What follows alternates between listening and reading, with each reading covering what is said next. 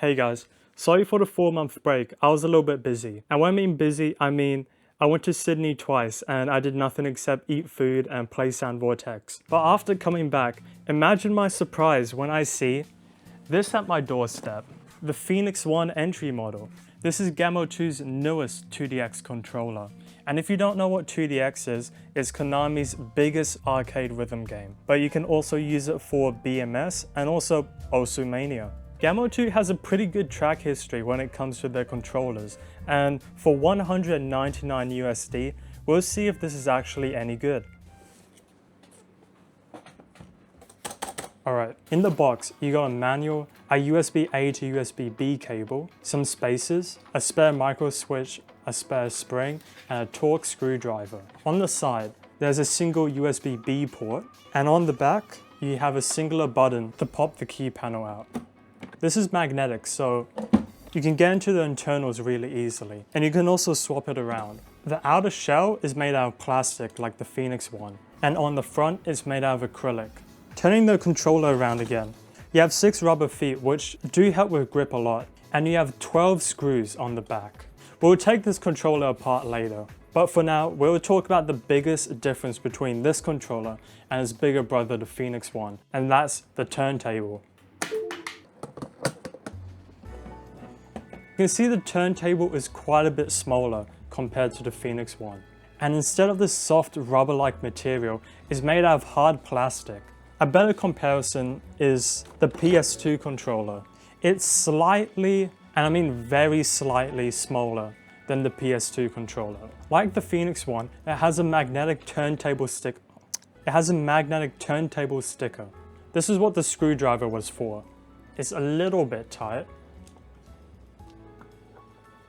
After taking this off, we can see what these spacers were for. Now you have these very thin black ones and the slightly thicker clear ones. Now out of the box, I think the default resistance is fine. If I wanted it to be a little bit less, I would just add one, just line it up, and then put the screws back on. It's important to do them reasonably tight, but not very tight, otherwise you might warp the turntable. I want to talk about this turntable a little bit more.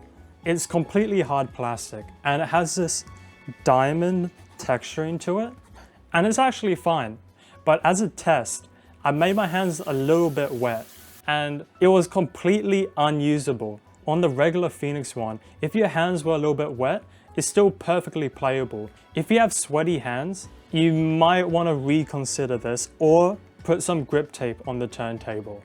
I also read that if there was enough demand, they would release a similar texture to the PHOENIXWAN, which then my problems would be solved. If this was any smaller, it would be kind of a pain, but it's just big enough where I can do scratch heavy charts and it's still fun. It doesn't feel like I'm getting limited by what I'm playing on. With this controller, I bought the default DJ dial buttons and 40-gram springs. The only things that I changed were the micro switches because the Honeywell ones suck pretty bad. And it's only an extra $30 to make your experience a lot better. The Omron switches are a lot more tactile, they're more durable, and they're the same switches that the arcade uses. About Sunwa buttons, if you had an extra $96, I would rather you spend it on the bigger PHOENIXWAN Plus LMT. As a proud owner of Sunwa buttons on my PHOENIXWAN, yeah, they feel better. My accuracy and my trills are a little bit better on Sunwa buttons, but I would only recommend that you buy it if you have the extra money. Let's get into the best part, and that's the aesthetics. This controller only comes in black, and unlike the PHOENIXWAN, you can't change the color of it. I think if you wanted to change how it looks, you would need to print a design out and sandwich it between the key panel. But it looks good anyway, and if I plug it in, it only has one set of LEDs, and that's around the turntable. Now they released this software with the gargantuan red LMS, but it has support for the PHOENIXWAN entry model too. Hey, yeah, I was editing this video and there's something pretty important. The red LMS and the PHOENIXWAN, their software is both called 2DX OLA. If you download the 2DX OLA on the red LMS page, it's not gonna work. Make sure to download the software from the entry model page. which you can find if you just scroll all the way down here and click. Now you can change the button brightness, the turntable brightness, whether or not you want power to the turntable, the buttons. And currently there's only 5 options for the turntable. You have solid, breathe, trigger, rainbow rotation, and 2-color gradient. Now you can change a whole bunch of things, like the dead zone on the turntable, the debounce on the buttons. Actually, you can change how long the buttons light up for. You can have it at 5 milliseconds, or you can have it at 500. I will stress, if you don't know what these settings do or what they mean, just don't touch them. The only things I would change is the dead zone to be close to arcade. You can also change the mode, so you can have it on PlayStation 2 mode or keyboard and mouse mode. I know I said that I'll get into the maintenance later. I might actually split it into a separate video, because switching from Chinese to Sunware buttons and changing the springs and whatnot, they're all basically the same with any controller. So yeah, we'll get into some gameplay and then we'll discuss if this controller is actually worth buying.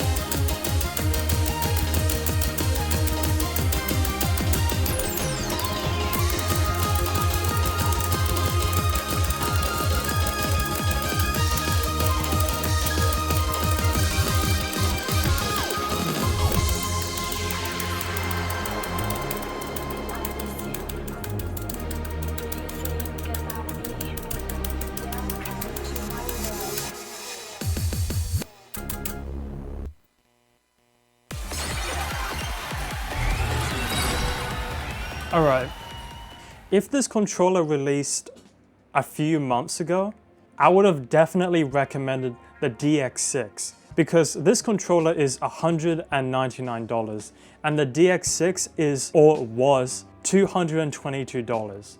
And with those extra dollars, you get basically the same product, but you get a few more LEDs and you get a bigger turntable. However, after I made that video, YuanCon decided to replace the DX6 with a new version, and it's also slightly more expensive at $250. Now, it leaves a little bit of a gap in the market because there's not a whole lot of 2DX controllers around the $200 mark.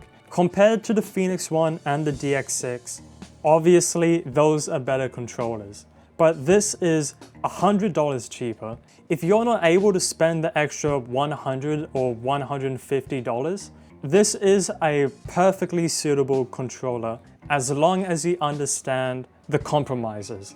And the only real compromise is the turntable.